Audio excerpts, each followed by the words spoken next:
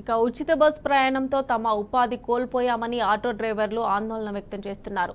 సర్కార్ తీరుకు నిరసనగా నల్లగొండ జిల్లా కేంద్రంలో ఆటోలు బంద్ చేశారు. ఉపాధి కోల్పోయిన ఆటో డ్రైవర్లకు న్యాయం చేయాలని డిమాండ్ చేశారు. ఆటో డ్రైవర్లను ప్రభుత్వం ఆదుకోవాలని గత కొన్ని రోజులుగా వినతి చేస్తున్నా సర్కార్ పట్టించుకోవడం లేదని ఆవేదన వ్యక్తం చేశారు.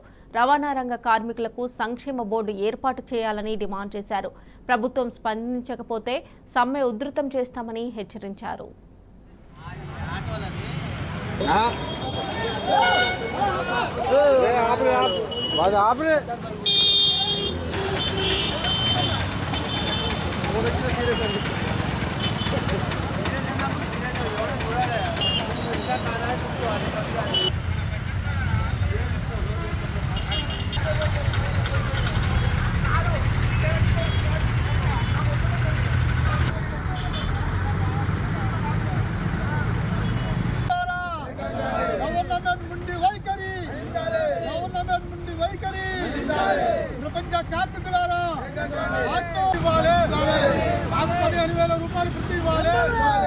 ఈరోజు ఫ్రీ బస్సుల వల్ల మాకు జరుగుతున్న అన్యాయం గురించి ఈరోజు రాష్ట్ర వ్యాప్తంగా వేముల మారయ్య గారి పిలుపు మేరకు మేము ఈరోజు రాష్ట్ర వ్యాప్తంగా ఆటోలు బంద్ కార్యక్రమం ఇచ్చినాం సార్.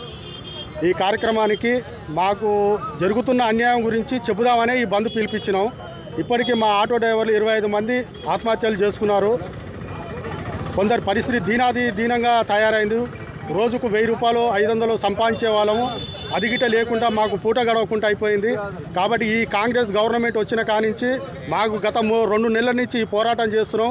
అయినా సరే వాళ్ళకు కనీసం చీమ గుట్టినట్టు గిట్ట అనిపిస్తలేదు. కాబట్టి ఈరోజు రాష్ట్ర వ్యాప్తంగా మేము ఆటోలు బంద్ అని పిలిపించినాం. అట్టి ఆటోలని ఈరోజు విజయవంతంగా నడిపించుకుంటున్నాం. బంద్ సక్సెస్ అవుతుంది. కాబట్టి దయచేసి ఎక్కడైనా ఆటో డ్రైవర్లు ఉన్నా సరే వాళ్ళ గిట్ట బంద్లో పాల్గొని అందరి నాయకులు ప్రతి ఒక్క రాజకీయ నాయకులు మాకు సహకరించాలని మేము ఈ సభాముఖంగా కోరుతున్నాం సార్.